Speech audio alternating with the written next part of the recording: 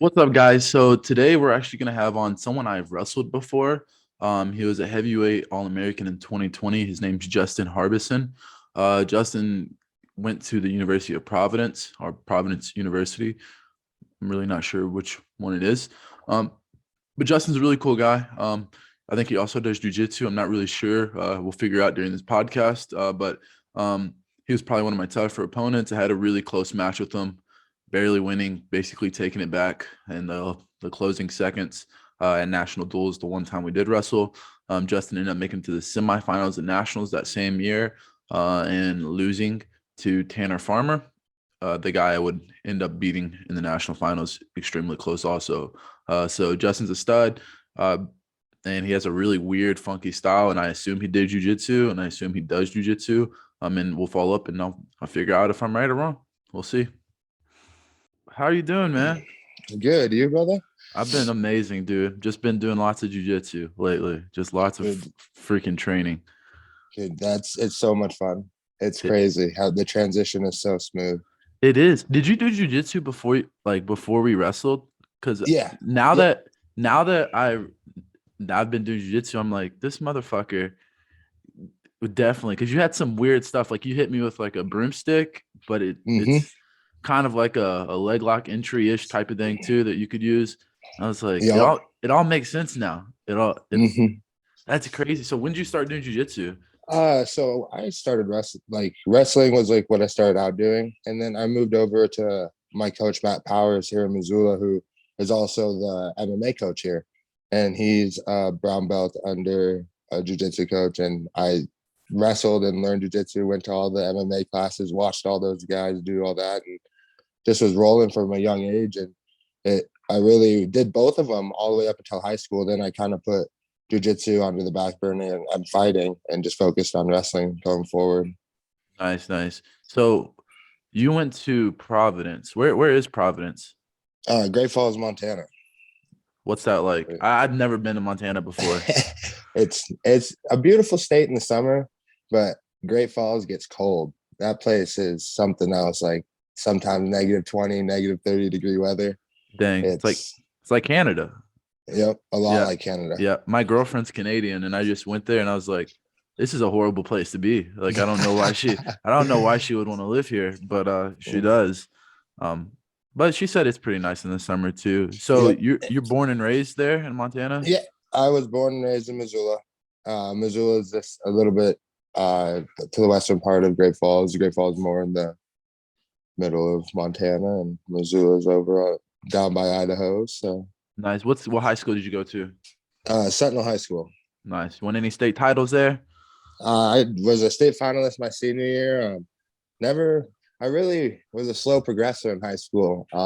I came to high school with like a lot of expectations wrestling. I did a lot of wrestling as a kid, all off season wrestling, going to Western regionals and Vegas and all those type of tournaments. And then I got to high school and I wasn't really that good, to be honest.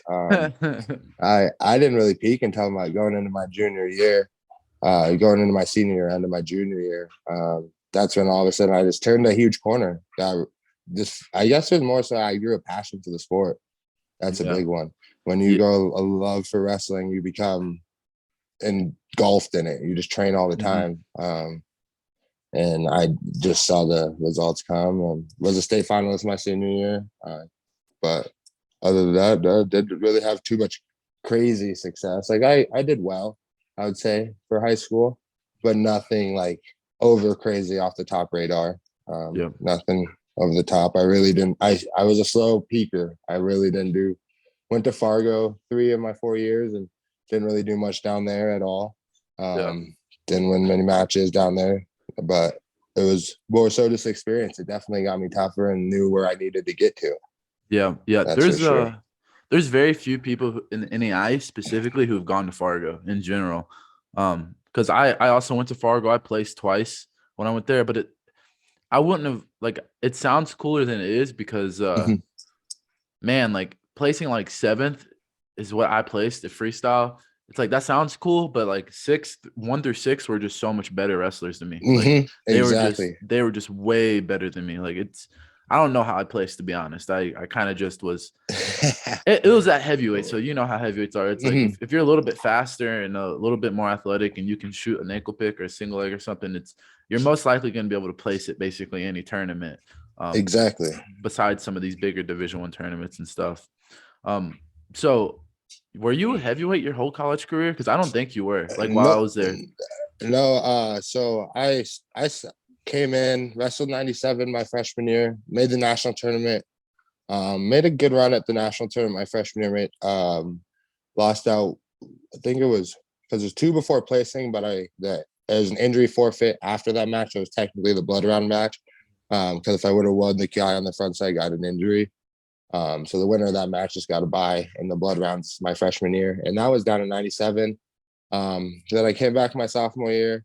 Actually, I blew out my shoulder at the national tournament, so I had reconstructive shoulder surgery. Sat a year out. Came back, went down to 184. What? Um, You were a which 184 is pounder? yep, for half the season. How? Which That doesn't even seem possible because I dang. don't know how it was possible, man. I don't know how. I would come down from about 205 every Monday for duels. I mean, I was solid. I placed at the Grandview Open. Did a couple. Well, Battle of the Rockies, placed at the Battle of the Rockies. Had some good wins at 84, but my body just deteriorated over Dude, time. that makes sense. I'm surprised you blew. So what made you decide to go from 97 to heavyweight then? Because it seems like I guess 97 would have been the natural Yeah. choice. So it was more so I hated cutting weight. Yeah. After going down to 84, I was just real. I didn't want to cut weight anymore. I didn't want to put on a pair of sweatpants. I didn't want to put on a sweatshirt. Nothing like that. I just wanted to enjoy wrestling again. Like that through that time of going down to 84, I really almost hated wrestling at some points. If I wasn't on the front side of the bracket at the tournament, I kind of just stopped caring. I just coasted. More cared about my weight. Didn't really care about the wrestling aspect of it anymore because it was more just about making weight. At that point, I was like, I got to make weight tomorrow. I'm 192 pounds and I have to weigh 184 by Yeah. 6, 8, 7 a.m. tomorrow morning. Yeah. Like, I don't really care. Like, as long as I made it to the place, got myself into a placing round, didn't care about the rest of the tournament anymore. Yeah. And that's it. I really went up to heavyweight. Well, so we had a lot of 97 pounds. Obviously, John Hensley, he was a hammer. Yeah. Wasn't he a And four-time All-American or yeah, yeah, three time I think, three two or tall mo? three. Okay.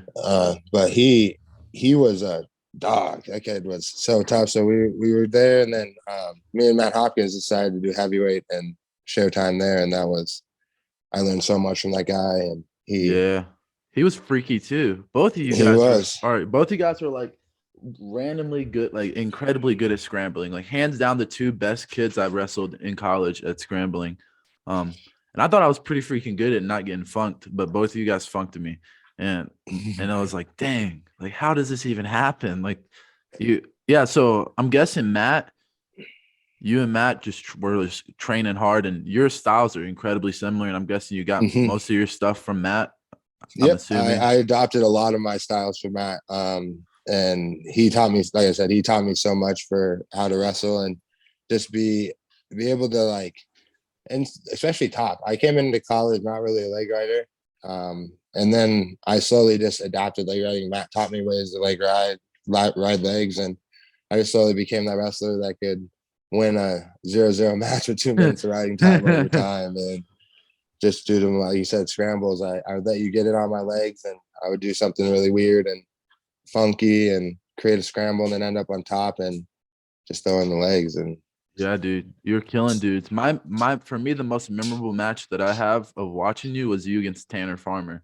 So I was wrestling at the was that the one at semi, the Moval? no semis. The Oh, semis is semis. Okay. so I wasn't at Moval, so I didn't get to watch that. But I was gonna ask you about that match. But at the semis, uh, like so I didn't see the match at the time, obviously, because I was wrestling some other guy. I think Nick Fowler. And Hmm. but after the match, I watched it to see what had happened because I saw that there was like a pin and I watched it and I was like, man, how do you call this? Because that could have went both ways. In my Yeah. opinion, it definitely could have went both ways. And Tanner was just that. I would say that's like the downside of being a smaller heavyweight is like in those positions, it's really hard to settle against a really Oh, big it's dude. so especially because I felt it too. As soon as I didn't have my post hand because he had it trapped, and I just was like, man, he just powered through it, and I was like, Yeah. ah, Yeah, it wasn't a very I love Tanner. I actually trained with him this summer a bit up at Illinois. But the problem is, yeah, when you have someone that's that much bigger than you, it's like if you're rolling, it's it's really hard. hard. Yeah, I threw him to his back and I couldn't hold him. And I'm yeah, really that freaking was good that at was pinning people. that was like for like he like just kept momentum going. That throw like Yeah. that was a nutty throw. That was in the finals, right? The one you're talking Yeah. about. Yep. Yeah, I did a outside high C. He reacted really hard, and then I came up and just did a over under trip, Hmm. and I put him on his back, and that's probably one of my best throws. And I was like, okay, usually I can like post, like you're talking about, like I can post and hold my underhook, but with him, he was so freaking big. He was like, I don't think he ever did jujitsu, but he was like shrimping out both ways, like really hard back and forth. So I Hmm. couldn't hold him on his back very long. And I ended up just not getting any back points from that, which Yeah. was that was Questionable controversial. too. Yeah. Yeah. that That's was for sure. that was super questionable. And I was like, fuck, I thought I like this big motherfucker, this was my chance, like to not go into overtime. Because I and I'm sure you knew the same thing. And I knew it actually mostly because of your match, is that he loves to get these freaking double unders. Yeah, he just Like, bear rushes. Yep. yeah, yeah. He And loves being in that dominant position. yeah, and you did really good at headlocking them. And I'm Hmm. like, I'm not anywhere near as good as you in those positions. And so I was like, fuck. Cause I tried to like elevator him, and it's Hmm. just like his weight was just on me. And it was He's up. just, I tell everyone on our team, like he's the first heavyweight I remember at Missouri Valley.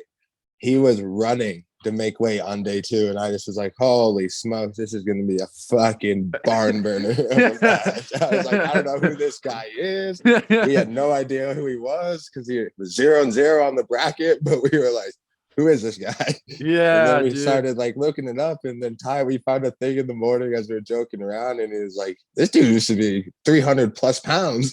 It was like, "Holy Yo, smokes!" like he was a fucking lineman at University of Nebraska. And Yep. I mean, he was a good wrestler too in high Oh, school, man. He was, he was a fucking dang good wrestler in college too. At what he did, he was he for was, dude. his style. He was your typical big heavyweight, and he was good at it. Yeah, he was the NAIA's Adam Kuhn. That's what I always Yep. like. I call him. And I had people who people on my team, smaller guys cannot relate to us in the fact that like they just think you just shoot a ton on those dudes. It's like no, Yes. You shoot no. under them, and if they sprawl, you're done. Yeah, I shot in on like a high C from like a duck, and I was holding on for my life, trying not to let him go behind me. And that's why I tried not to shoot under him again after that, because I was like, that fucking sucks. But the small guys, the little 149 pounders don't understand, because I had one of my friends, my teammate Derek Smallwood. He was like, dude, you could have just shot on him like 15 times. You would have taken him down every time. And I was like, no, I don't think so. The gravity pulls him down just as fast as I can shoot. Oh, yep.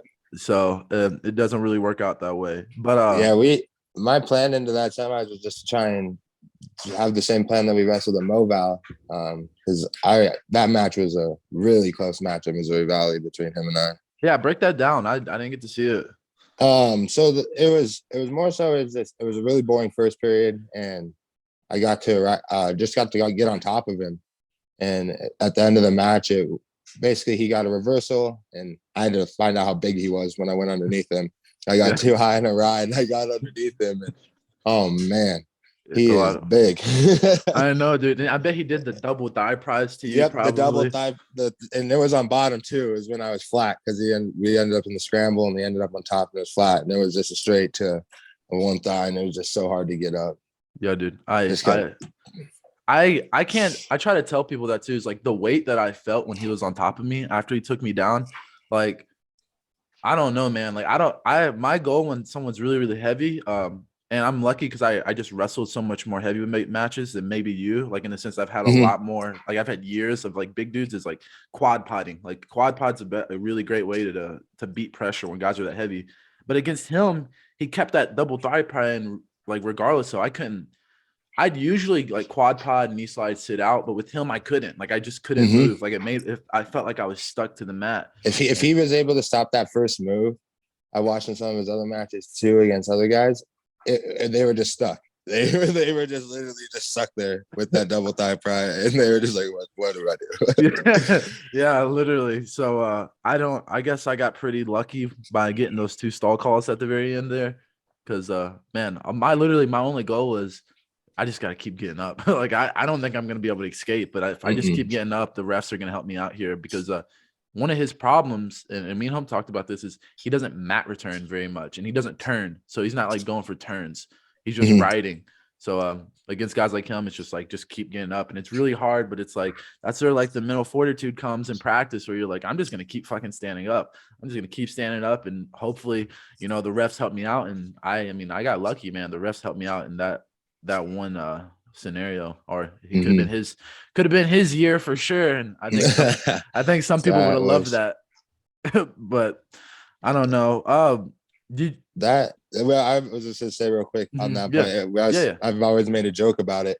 I was like, Tanner is like the showed how like if you come in and you teach a big, powerful guy like that just how to stay in good position and like just to get to his bear hug, his bear hugs and stay in good position. It's almost like a cheat code Yeah, because yes, like it that is. there was other like no, not saying like because Tanner was an amazing wrestler, but there was some wrestlers that he wrestled that were just he couldn't do anything against him because he Yeah, just stayed in such good position he and did. just was so solid at all times. And then when he felt he could get to his underhooks, he just got to him.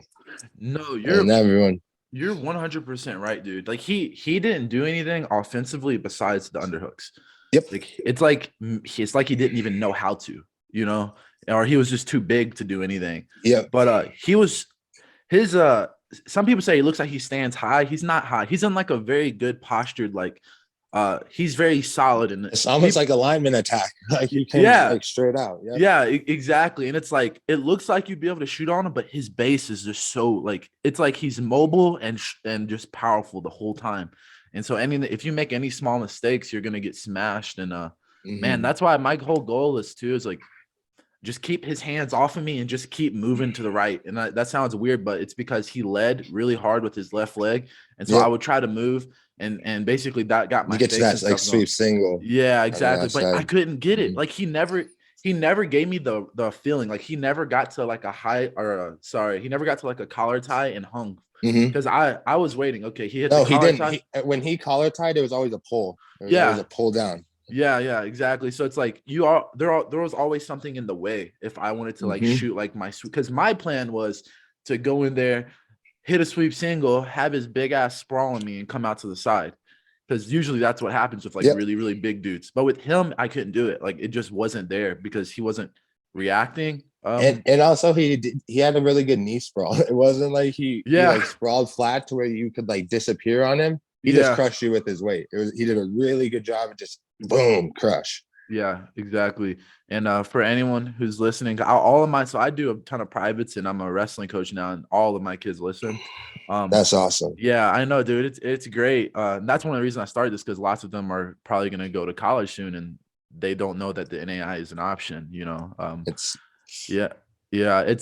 But anyways, for lots of them, they never wrestled heavyweight, and there is definitely a difference between a guy who just sprawls and a guy who knows how to do a knee sprawl. And when you're as big as Tanner Farmer is, a knee sprawl is the way to go because he would knee sprawl and square up really hard when you took shots. mm-hmm. So it's like I thought I had a really great angle when I hit a duck under on him, and he literally like knee sprawled and like cuts the corner, and it doesn't really you can't really see it like maybe from the outside, but if like you're a good wrestler, you feel it, and you're like, dang, like he just took away. I went from like here to like here extremely fast, and Mm-hmm. on someone that big, you just can't recover, dude.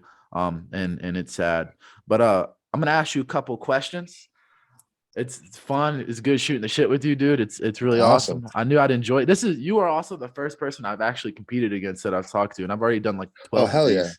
Yeah, so I'm gonna try to get more people. I don't know if the other guys hate me or whatever, but we'll see. I hope not. It'd be fucking retarded Heck because no. yeah, I always felt like us heavyweights in the national tournament, and like it was all of us were like talking and bullshitting and yeah, like the weigh-in lines, and then you just look around at all those other weights and they're just mean muggers, like yeah, wanting to rip each other's yeah. heads I off, and I we're just think sitting here laughing, talking, yes. having a good time. Yeah, dude, exactly. And I said this, I made a post on Instagram recently about like how like you can't be friends during a match, but you can be friends like before and after.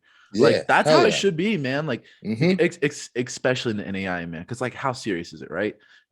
It's a cool thing, it's fun. I love the NAIA, but it's like, man, like and honestly, regardless of division, like when you're wrestling, it's just sport. It's like these people that you're around, they all love what you love to do. And Mm-hmm. yeah, we have the same dreams, and only one of us can, get the big prize. But at least like we're around like-minded. It's like in there's sports and there's business. In business, you want to go meet people who are you're like-minded with because it's not as much of a competition.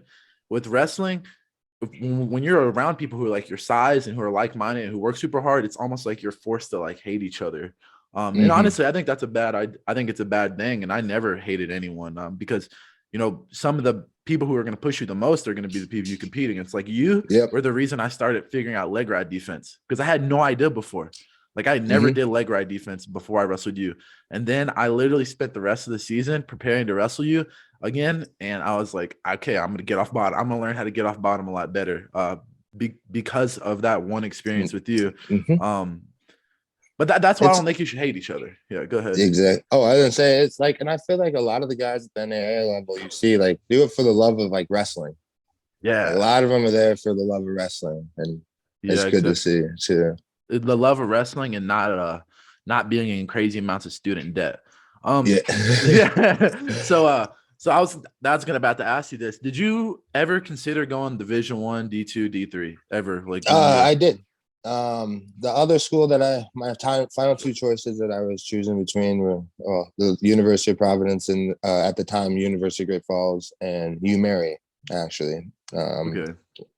But I one of the biggest selling points for the school in Great Falls was the classroom size. I never was like the most amazing student.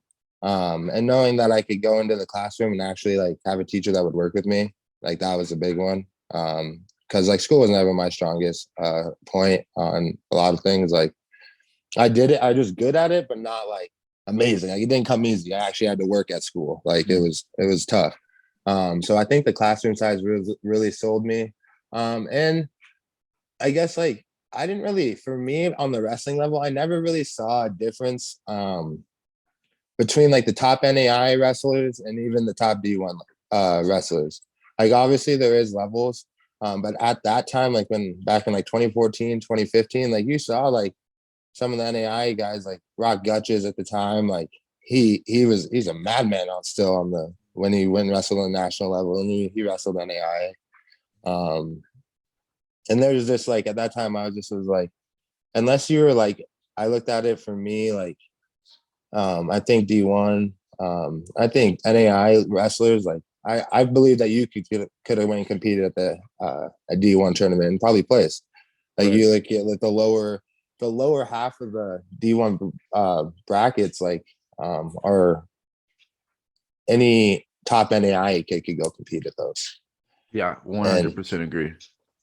that's what I just truly believed. I didn't see, and I was like, unless, like you said, unless you like only believe in wrestling, that's all you want to do the rest of your life, and that's the only path you see, like, then those D1 programs could be maybe good for you.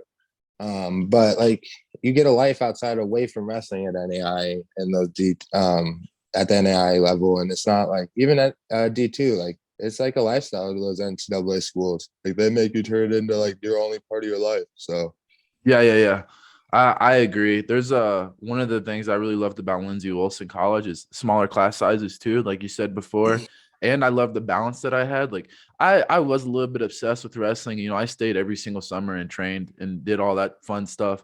And I mean I might oh, even say I overtrained, but on the other hand, I wasn't forced to do that. Like Exactly. Yep. it wasn't told like you had, like I was put in a spot that whenever I decided I needed to take a break and take a step back, I had the ability to do that. Yeah. Where with Division I schools, you don't have that ability, to be honest. And it's definitely more of a job than something you just like been a passion. Yeah. And also in the NAI, this not really my freshman year because I think I took things a little too seriously. After my freshman year, and this is where I think I started to peak a little bit, was when I started to take myself so like I stopped taking myself so seriously. Like I started to have like some perspective. Like I'm like, man, I'm in the NAI. Like who cares? Like Yes. I'm gonna work really hard and I'm gonna try to win. Like I'm not gonna cut any corners. But at the end of the day, like there's no stress, man, because Mm-mm. this isn't going to pay my bills in the future. I mean, I'm a wrestling coach, right? But I have to hustle to get, clients and stuff. And it's nice being national champ. But when people hear the NAI, they're like, what is that? Like I was Mm-hmm. literally at a tournament in Indiana yesterday, recruiting kids for like my club and recruiting from privates. And they're like, what's the NAI? I was like, Dang. it's yeah. Right. And these are Mm-hmm. kids and there were coaches there. And, And it's I, just, yeah. oh, go ahead. Uh, and like if you don't know, Indiana is a huge wrestling state. And a bunch of the coaches there were Division I wrestlers, like former Division I wrestlers, and they're like, "What's the NAI? Oh, you're a national champion NAI? Oh, okay." Like they're like, it was like oh, okay, you know what I mean? Mm-hmm. And you're just like, oh, what the heck? Yeah, this is wild. Like these coaches who are saying, "Oh, okay," are probably still $40,000 in debt because I know none of them were national champions, and I know none of them were All Americans. Like I know these dudes, and there are nobodies Mm-hmm. in Division I, and it's kind of one of the things I hate is some Division I athletes in general, not just wrestlers, kind of have like this mindset of just being better. And yeah, like technical and all that stuff may be better at some points. But just overall as like a person and as an athlete, it's like, no, that's not really how it works. Like your division doesn't really decide or define if you're a good athlete or not. It's your how hard you work, how disciplined you were, and kind of your accomplishments relative to the world that you're in. So I would rather be an NAI national champ than some guy who went to Division I, qualified for the national tournament 2 times, and then failed every single time. Exactly. So that was sorry about that rant, but that's one No, thing that's I get fired up, man. I get fired up when I I hear. 100 like, and it's like it's crazy to think like I said, like you look at like you don't like it's like when you look at like the legacy you leave at the school, it's you did more at the NAIA level than some dude did at that D1 and took eighth. Like people at the Lindsey Wilson are gonna remember more what you did than that guy that went and took eighth at that school. And it's like that's like Right, more important to some people than right. like than an image that, oh, I'm a D1 wrestler. It's like, okay, cool, but you're also a five, like not trying to say something, but you're 500 D1 wrestler. Like, and you're Yes, never. yes. You haven't. How are you going to impact? Like, what's your impact after you're done wrestling? Because Mm-hmm. some kid is going to decide to go to Lindsey Wilson. And I'm not trying to toot my own horn, and it's going to be the same. I feel like anywhere, some kid is going to go to Lindsey Wilson. They're going to see my name, 3-time NAI national champ up here. And then they're also going to be receiving like a really good scholarship to go to Lindsey. And they're going to be like, whoa, I can go to school for free. And I can, I kind of want to be like that guy right there up on the Yep. board in the gold, because that's what I did. There's a guy named Charlie Mm-hmm. Pingleton, who was Lindsey Wilson's first national champ, and he transferred from like Michigan State University to Lindsey Wilson, or Iowa State, I'm sorry, to Lindsey Wilson. And he's our first national champ. And I look up there and I don't go, wow, he went to Iowa State, I want to go there. No, that man Mm-hmm. transferred to Lindsey Wilson, failed his first year, and then came back and ended up winning national title. And he's the guy that I looked up and I would be like, coach, how do I become like him, like that guy in gold?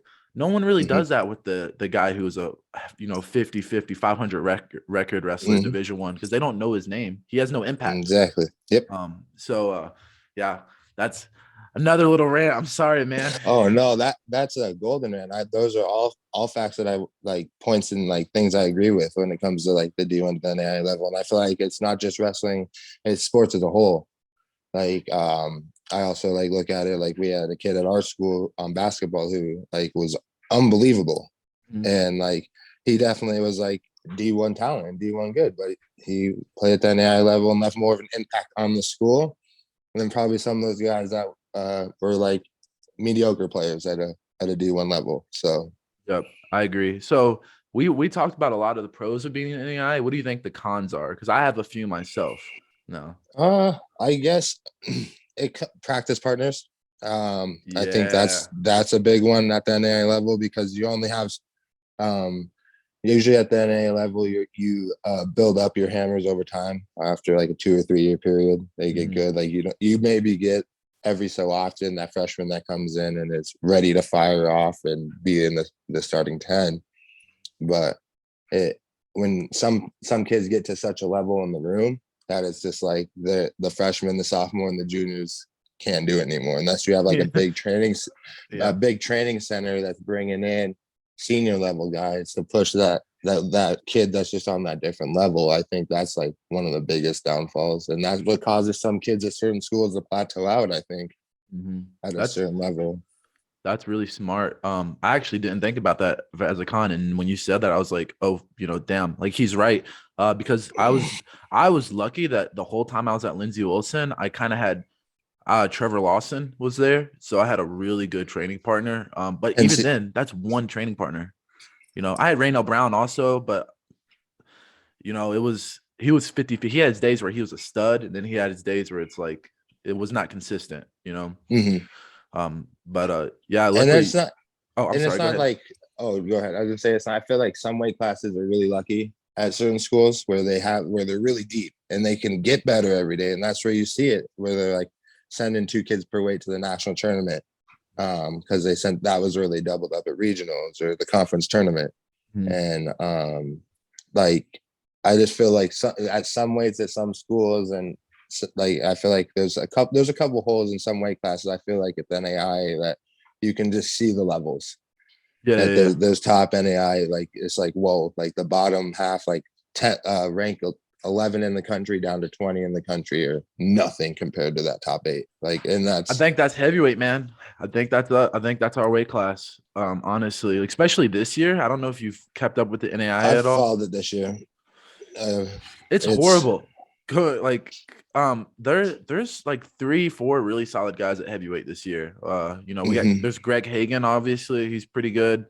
And then there's the kid from Doane is really good. You got obviously Aaron Johnson is always like a tough fight. Um, But other than that, man, I don't see anyone that neither you or I couldn't pin, to be mhm. completely honest. Like Oh, I after agree.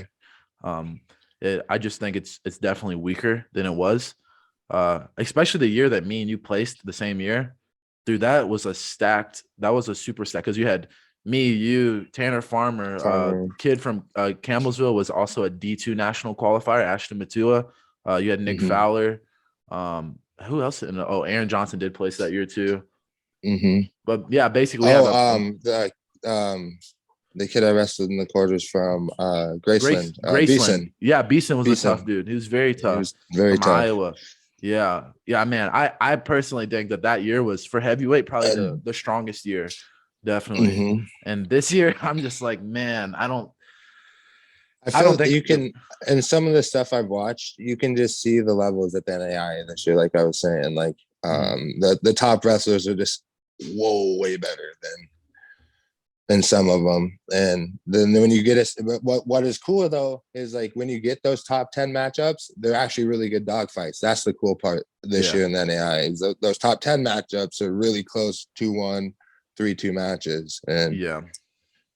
That's a fair point. There are some my favorite weight class this year is 174, which sounds weird, but it's only because Lindsey Wilson has a guy ranked number one right now. But man, it is a hard weight class to win. You have a California state champ who's ranked fourth right now, and then you have the kid from Lindsey who's ranked first. Then you have the kid from Grandview who's just a killer. So the top three guys, in my opinion, can all win nationals at that weight class, very easily. And man, I hope the guy from Lindsay comes out on top. I don't really know if that's what's going to happen. Um, but I love that weight class. And then of course heavyweight. I don't really know much about this kid from Doane, but I heard he's pretty salty, at least. and I know our Providence heavyweight Casey Boudet, he was able to train with him to finish out my career, and he's came a long way this year too, and I think he's gonna do really well at the national tournament. I think he could. He's really good at wrestling those 1-1 matches that come to a takedown. Oh He did it yeah. again. He did it against Greg at the Grandview Open in the finals, Okay. to where it came down to a last second takedown. But it's also his I think Achilles heel, especially when you can only do so many of those matches You with can. not getting to Yeah. putting too much on the table. I Y- feel like. Yeah, yeah. I actually wrestled him last year, I think, at the national tournament. Yeah, for him, I like if I had to give him some pointers, I haven't seen him wrestle this year, but like when we wrestled, I ended up sticking him, but it did take me a while. Like it was at the end of the first period. But his big problem was when I would pull, he stepped really hard. And this is like Mhm. a really weird thing is he wasn't reacting very well when I hand fought in a bad way Was he for him. trying to? Was he going to that drag a lot too? That Yeah, he cross arm kept. drag. Yeah, he would try to drag me, and then he would just stick, and then Hmm. I would just ankle pick him every single time, and that's how I ended up ankle picking him, and then I just lifted and pinned. Um, Hmm. but he was strong as crap, like very He's very strong. an ox. Yeah, That dude is an ox in the weight room. That is yeah. one thing for sure about him. Yeah, I don't know how good or bad his top or bottom game is. I didn't really experience it, but I assume he's fine on bottom for sure. Hmm. I don't know if you still wrestle around with those guys at all. No, not too much, just because I don't live in Great Falls anymore. I live down in back in Missoula, so I Oh, don't get to okay. get up there as much as I would love to get back up there and train with those guys and see them all. It's just so hard with work and my training schedule. It becomes That's freaking. That's me, man. I had Lindsey Wilson, all like a ton of other guys asking me to come up because I live in Louisville instead of Columbia, and it's about a 2 hour drive, which isn't Mhm. bad. But the problem is like I train full time jujitsu and I also teach wrestling almost full time. Um, so it's like, where do you make the time, Yeah, to do stuff like that? And it sucks. It really does suck. That's probably one of the bad things about graduating college is you're like all your best friends are kind of it's almost impossible to see scattered. them. Yeah, Yep. yeah, yeah, yeah. And it's I don't know about you, but like I don't have any like best friends in Louisville. Like I was in Lindsay for 4 years straight. Like I didn't leave. And so when I came back to Louisville, I kind of built my foundation off of jujitsu. And so my friends are people I see at training, really, and my girlfriend, of course. Mhm. And that's same with me. Like a lot of my friends here are just my teammates and my training partners here. Are a lot of my good friends and close friends, and then yeah, most of my best friends have from like when I was younger and my age all moved. Like one of my really good friends, Dylan, he's down training with Dwayne Ludwig in Denver, and so it's like you get back here and you're like, what the heck? Yeah, Yeah, yeah. you're like, oh Then you smokes. then you have to get a Especially job. after like, and then especially after like 5 years off in college, you're just like, holy smokes, this is Yeah, different. dude. So this just brings me to a random point, just a random question I was Mhm. thinking. So 5 years of college goes by really fast. What's one thing you wish you would have done leading like throughout those 5 years? Because I have a good answer and I'm kind of curious about yours. So what do you think you didn't do that you should have done to prepare you for real life after college wrestling? Oh man, like so, like, are you saying like on the athletic side of things or more like The life side outs, of things? yeah, the other side of things, like the life side of things. Man, I wish I would have just done more like outreach stuff things with like the college. Like been like not been so just all about athletics and on the athletic side of things, but been more into like meeting people and getting connections. Cause like once you like get older, you start to realize like if you have a connection to connection to connection, like they're huge. They If you are. know someone and know someone, you can get a huge like connection to that. And it's just like Yeah. that's a big one I wish I would have took more advantage of is like getting more involved in the stuff throughout the school that Mhm. had community events like that instead of Yeah. just being so focused on my training Yeah. and Yeah. wrestling. Yeah, more networking opportunities that you missed, Yep. you wish you would have utilized. Yeah, I feel like I did really good on the opposite end. Like I feel like because so what I did is I studied Japanese in college for 4 years. Oh, that's And fucking up. so because of that, I was also like an international student ambassador and an RA, and I was doing all these other things. So I was like, I will say like I have like a giant community now.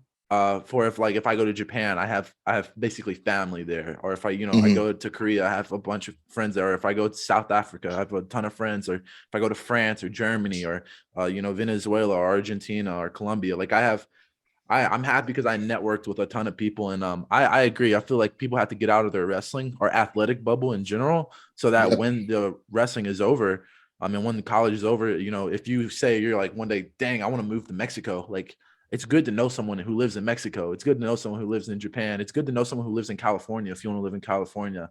And it's good to have connections, and it's good to know people who have also done the job that you kind of want to do later on. Yes. And with athletics, I think we get too consumed with the fact that we're athletes and we don't think about our future. Yes. Like, man, everyone says, like, I have a friend who every year he'd be like, I want to be an engineer. I want to be an engineer. But all he did was wrestle. And by the end of right now, he works at like a Starbucks. He went to school for like engineering, right? But he didn't know anyone. He has a degree, but he can't use it because he has no connections.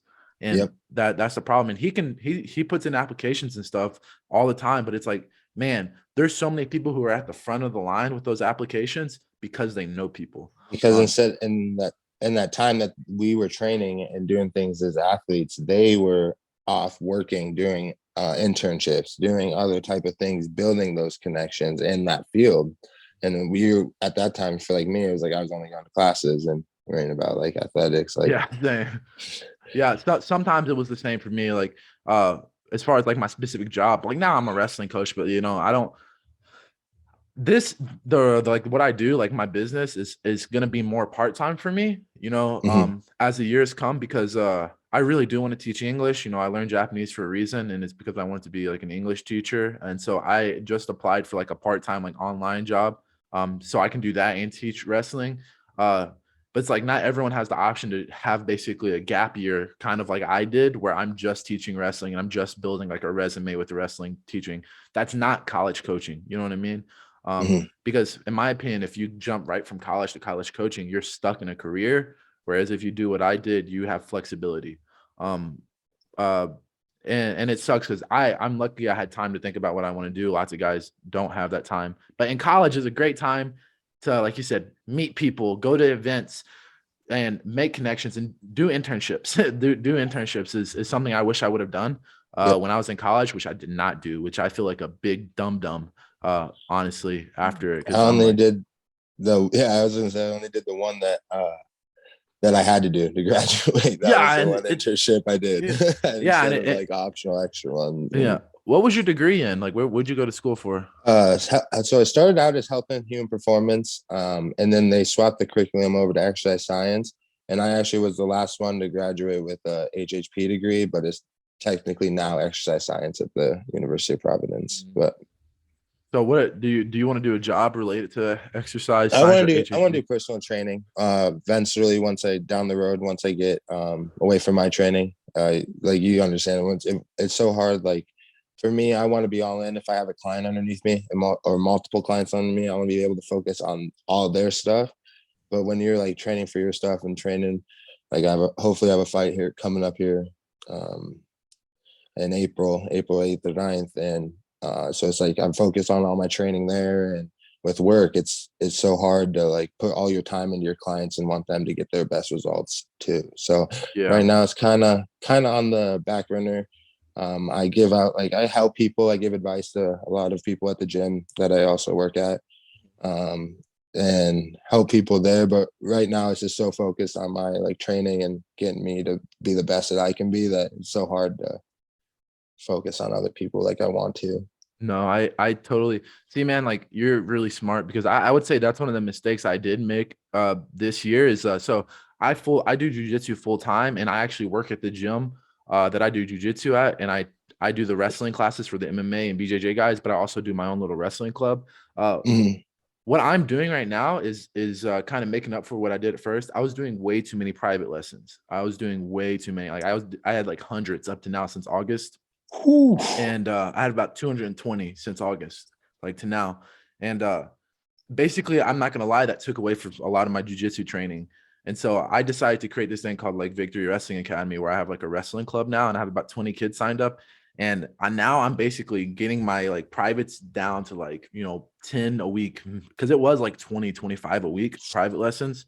And man, you're right. Like, I was going through privates, just like going through the motions, helping these kids out, and I felt Mhm. bad. Like, I felt like I was taken away from them, and I'm not in it for the money. So I and I want to be a really successful athlete too, and hopefully one day I'll do MMA also, which is a goal. But the big goal right now is become a black belt, win worlds Mhm.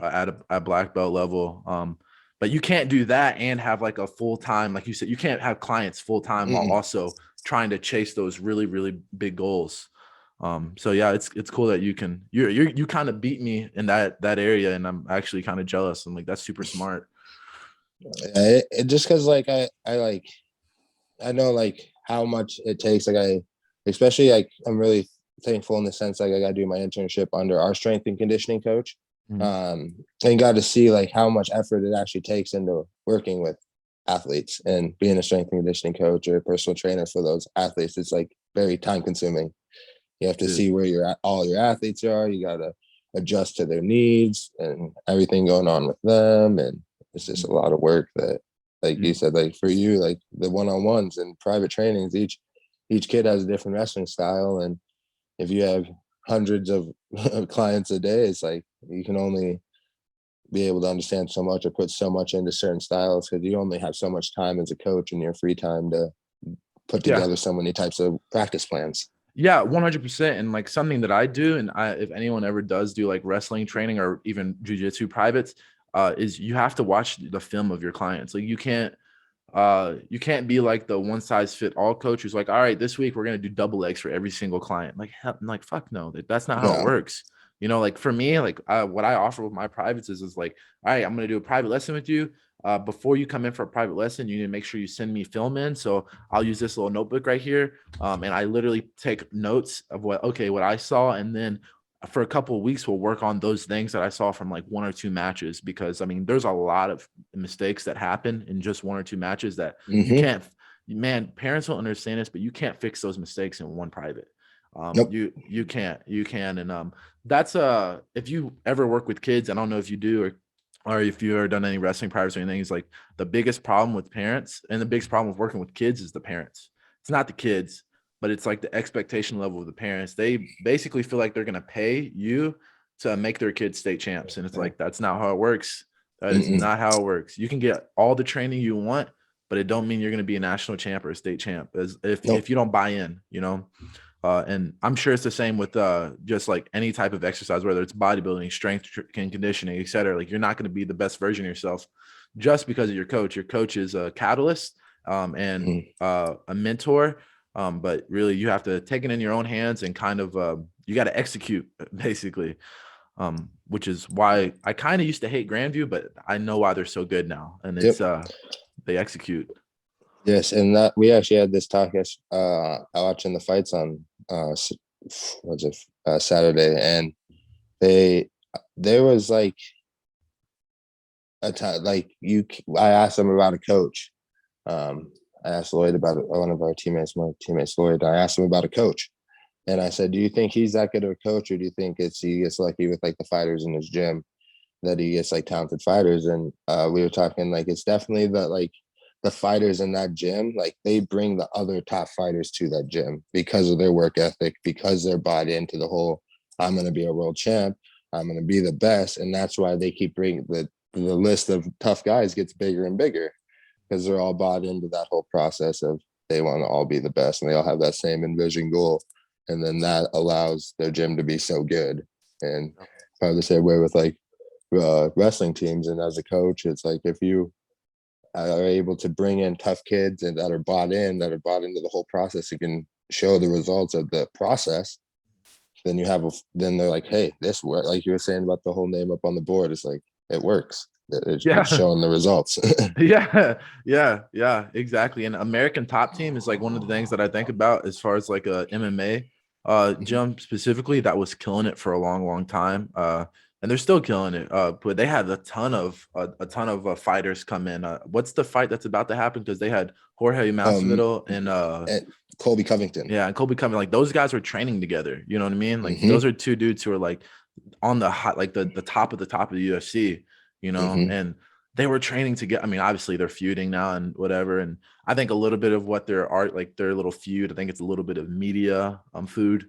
Um, Mm-hmm. but uh, you need to go somewhere with good culture, and you need to Mm-hmm. be around. I like Jocko a lot, and he talks about like when you're a leader, the best way to lead is to create multiple leaders, and then have those leaders also lead, because then you don't have to micromanage, and that's how you build a Mm-hmm. really good culture and have a really good team. regardless of the sport or the business or whatever, is you can't think you're going to do it all yourself. I think that was one of the problems at Lindsey Wilson. No diss to my coach. Is he was an amazing leader, but the problem is I feel like our team didn't have the amount of leadership total, especially from the top guys, that it needed. Which I will say is another con of the NAI is lots of the really good guys have really big heads.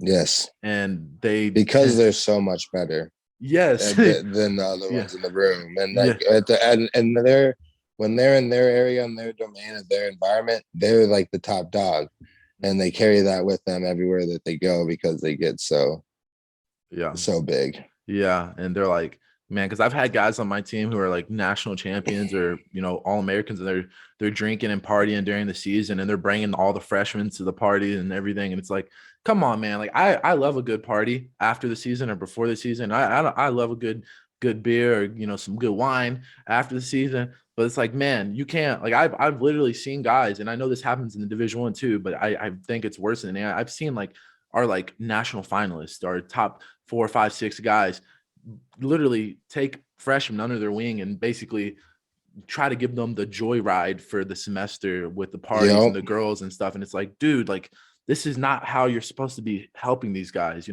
like that stuff's gonna come later, but like dang, like help these guys get better at wrestling, like help these guys get better at school, help these guys Yeah, study better. And they not don't do already that. set them, not already set them back like really far because they get then those freshmen get stuck into the partying habits. I've watched it too.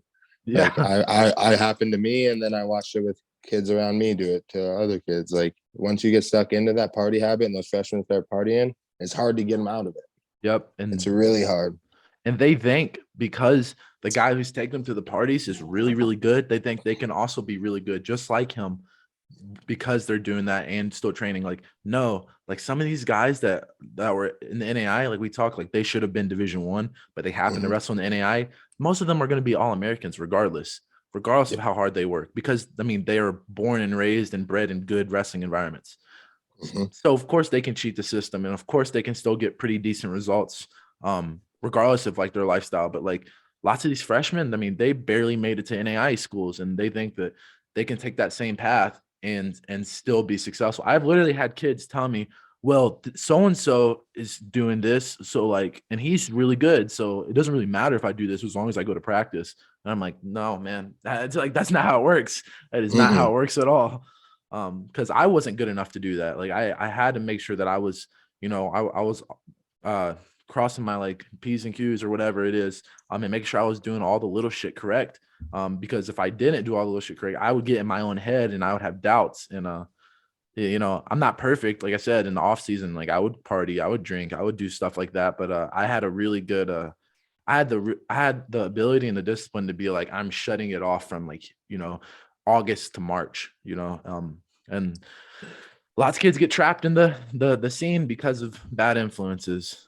Another rant. And Sorry it, about that. oh, you're good. And it took me a long time to figure that out too. Like I would go to the national tournament, and I kept coming up short, and like a couple times there was in the blood rounds, and I just was like, what am I doing? And I would start like training harder.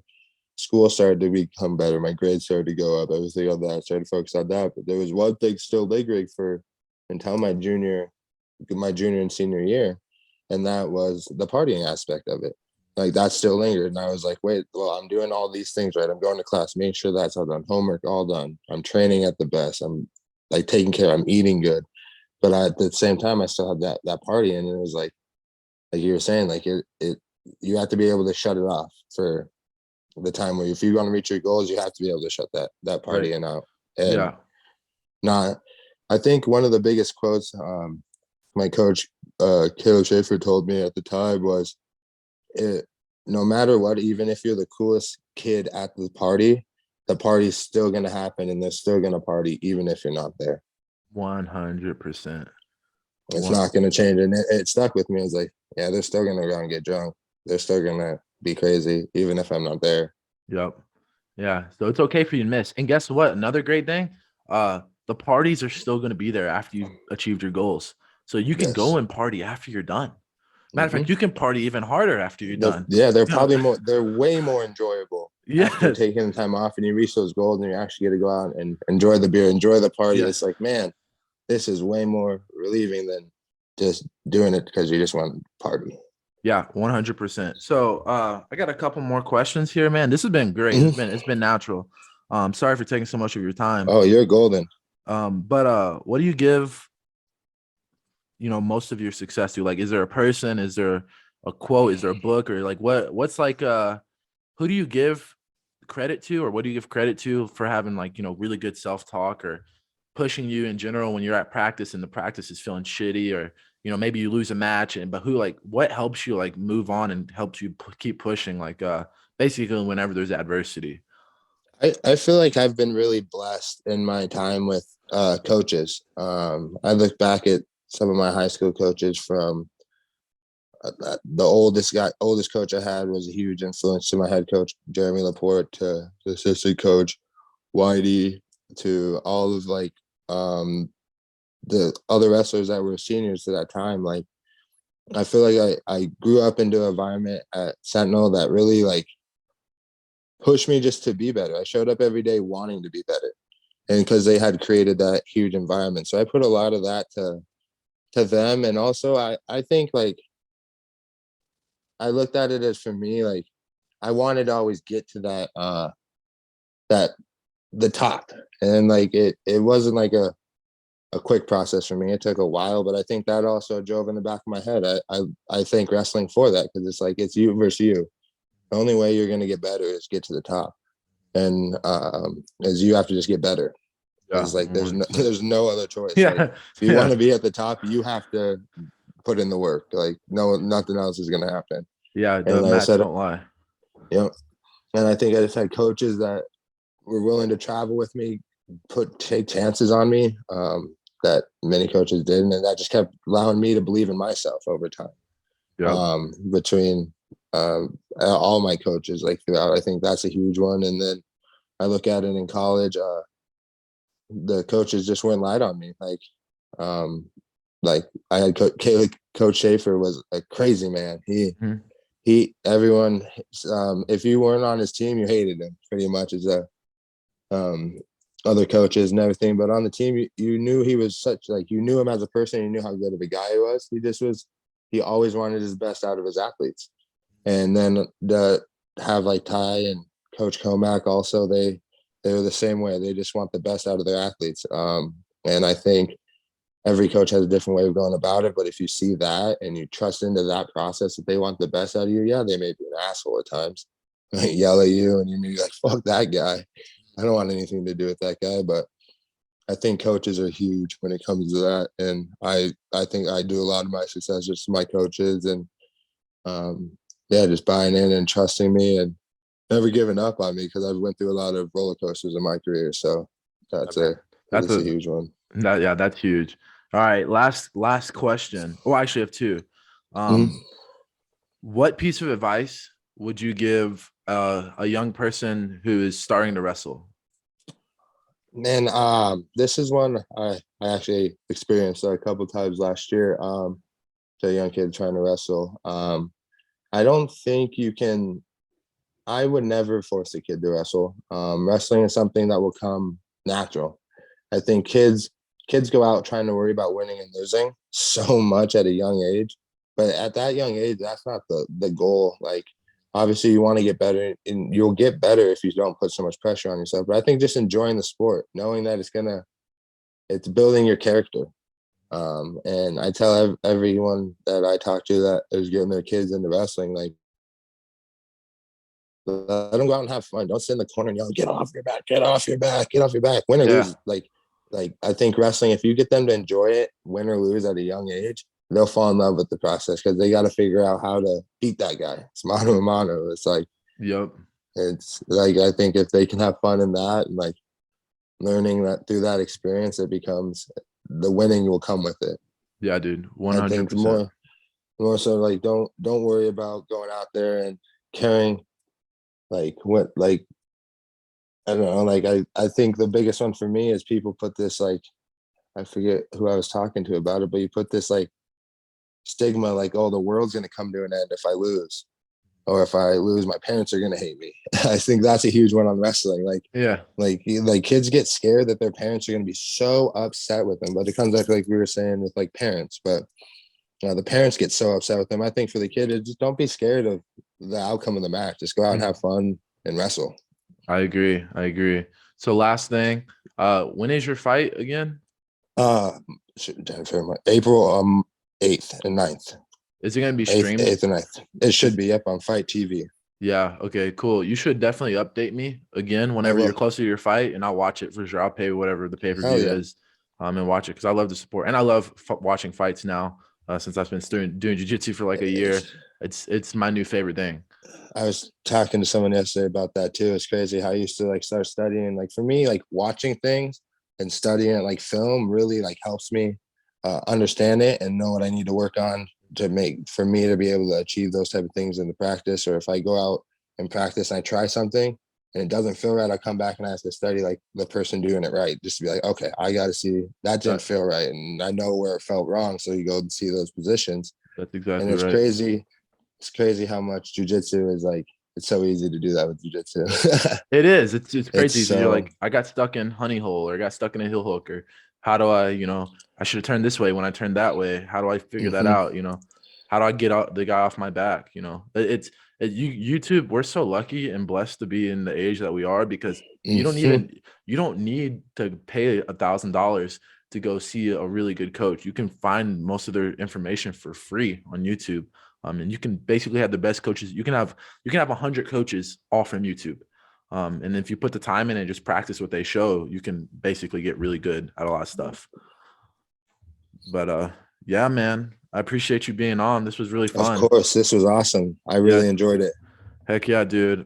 Anybody on your team that you're who if you had to say, and this isn't putting anyone else in a hole, but who are you looking forward to watching the most on your team at the national tournament? Who could we see pull off the biggest upset? My Hayden Schroll at 184. Kid has gone through a lot of injuries, but when he is healthy, he is a dangerous wrestler. And also Jordan Comack at 165. He is a battler, that kid. And then obviously Casey Boudet. There's those three are um, ones that we're not sending a lot this year. I think they're sending five this year just because the Cascade Conference I felt was a little bit down this year. You're not getting many allocations, so you had to be in the finals. You had to be the top three, or you Yep. weren't going. So it was a dog eat dog world. Yeah. But man, I just think that the ones that they're sending, I'm pretty excited to watch them all. But the one I think they all can come home with all American status. But the one I think that can shock a lot of people is definitely at that weight, especially 84. It's such a question mark weight class. It is. I've seen that the rankings move throughout like so much. Like Hayden's pinned the number six kid from Northern before, and it's just like who knows what can happen. Yeah, So dude. he's one I'm really excited for coming up here at the national tournament. So Heck yeah, dude. I'll be watching the national tournament next week. I'm super pumped. I'm sure we'll have some text back and forth on IG after the tournament is to see oh how yeah. those dudes did. I'm sure there's gonna be some crazy shit that goes down. There always is. But man, Um, I'm who sorry, do go you ahead. think's going to come out on top of the team run? Do you think Grandview has it again this year? I think Bring Grandview Leah got it. back. I think they got it. I think Mm, Doan is gonna be the team that people need to look out for. Shocks. Yeah, I don't think they'll win, but I think they could get second place. I think they Do they still have the Mongolians? Are they have four of them, they and they're all yeah, ranked I was top gonna say, four. yep, they're all there this year. That's what I thought. They're all there. They have a fucking squad of these 90-year-old international wrestlers. And they are strong, mean mother Yeah, truckers. yeah, they are. So I assume Doan is gonna have a really good run unless injuries happen. Biggest shock upset ish type thing I think that's going to happen is at heavyweight. I think the Doan guy, I'm calling it, he wins the national title. He beats Greg Hagan in the finals. Aaron Johnson probably gets top five. I don't really know for the other guys, but I'm calling the big upset. You heard it here first. Doan's older gold bag. I can't pronounce his name. No, He wins the national title. Other than that, man, that's it.